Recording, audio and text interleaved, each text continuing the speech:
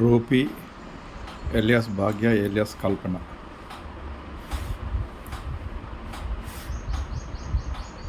ప్రస్తుత సిద్దిపేట జిల్లా మిర్దొడ్డి మండలం ధర్మారం గ్రామానికి సంబంధించిన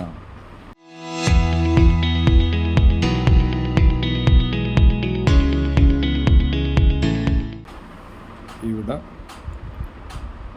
1999లో దళంలోకి రావడం జరిగింది.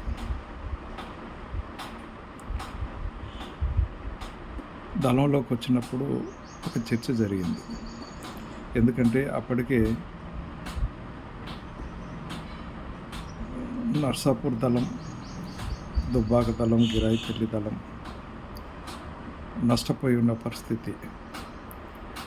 55 మంది ఉన్న పూర్తికాలం కార్యకర్తలు 11 మందికి పడిపోయిన పరిస్థితి. అంటే అంతటి తీవ్ర నిర్బంధ పరిస్థితుల్లో తను పోలియో ద్వారా కాలు సమస్యని ఎదుర్కొంటుంది. కాబట్టి ఈ నిర్బంధంలో నడవడం సమస్య అవుతుంది కదా అని చర్చ చేసినప్పుడు తను దళం కదలికలకు ఎలాంటి ఇబ్బంది కలగకుండా బాధ్యతాయుతంగా వ్యవహరిస్తానని చెప్తూ తన యొక్క బాధ్యతలను స్వీకరించడం జరిగింది.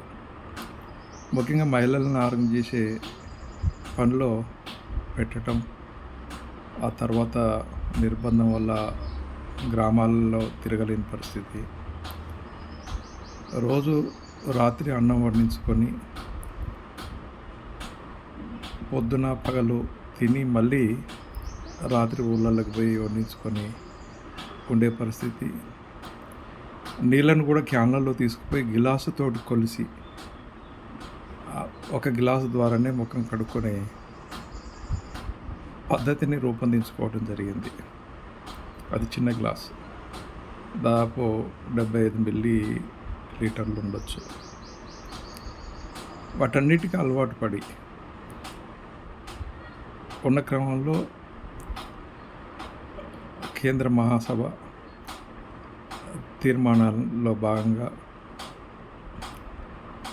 మెదక్ జిల్లా నుంచి రిక్రూట్ అయిన వాళ్ళని రీజనల్ కమిటీ, స్టేట్ కమిటీలకు అప్పచెప్పడం జరిగింది. దాంట్లో భాగంగా నల్గొండ, దేవరకొండ ప్రాంతంలో కొంతకాలం పనిచేసి ఆ తర్వాత నల్లమల్లకి వెళ్ళి పనిచేసింది. ఆ విధంగా చూసుకున్నప్పుడు నిత్య నిర్బంధంలో రాటుదేలి దండకారణ్యంలో అనేక మంది లొంగిపోయి పదుల సంఖ్యలో నాయకత్వం అమరులై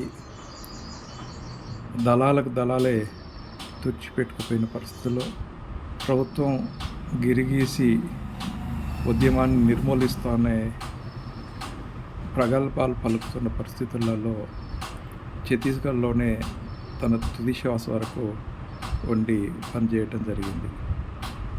మరి పాలకులకు ఈ దేశం బీసీ బిడ్డ, ముదిరాజు బిడ్డ, తను ఒక మహిళ, ఈ దేశానికి రాజ్యాంగం ఉంది, పట్టుకొని కోర్టులో హాజరుపరిచి విచారణ జరిపించవచ్చు. కానీ పాలకులు, పార్టీలు ఏవైనా, ప్రభుత్వాలు ఏవైనా రాజ్యాంగానికి వ్యతిరేకంగా పనిచేస్తూ ప్రజల మీద నిరంకుశ విధానాలని, ఫాసిస్ట్ విధానాలని అమలు చేయటం అనేది వస్తుంది. కాబట్టి ఇక్కడ ఒక అంశం, అసలు రాజ్యాంగంలో తప్పు ఉందా లేదా రాజ్యాంగాన్ని అమలు చేసే వాళ్ళలో తప్పు ఉందా అనేది ఇక్కడ మేధావులు ఆలోచించాల్సిన అవసరం ఉంది. అట్లనే విప్లవోద్యమంతో పాటు ప్రజాస్వామిక ఉద్యమాలు కూడా బలపడాల్సిన అవసరం ఉంది.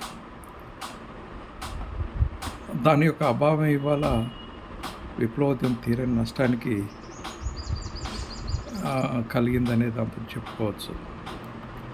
కాబట్టి ప్రజాస్వామిక ఉద్యమాలు అనేక రూపాల్లో ముందుకొస్తున్నప్పుడు వాటిని గూడా ఎత్తిపట్టాల్సిన అవసరం ఉంది. వాటికి నాయకత్వం వహించాల్సిన అవసరం ఉంది. ఆ క్రమంలోనే ఇక్కడ ప్రజలను సంఘటితం పరచడం గానీ, విప్లవోద్యమాన్ని నిర్మించటం గానీ జరుగుతది.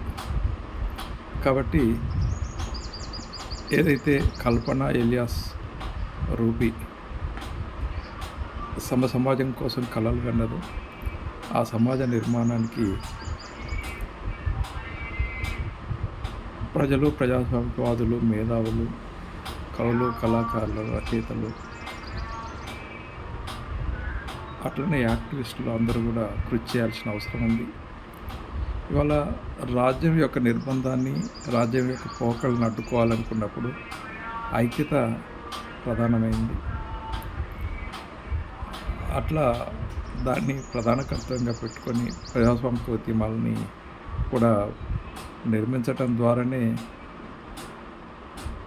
కల్పన ఎలియాస్ రూపి యొక్క కళలను నిజం చేసిన వాళ్ళం అవుతాం అనే దాంతోటి తెలియజేసుకుంటూ, నిజానికి తను రిక్రూట్ అయినప్పుడు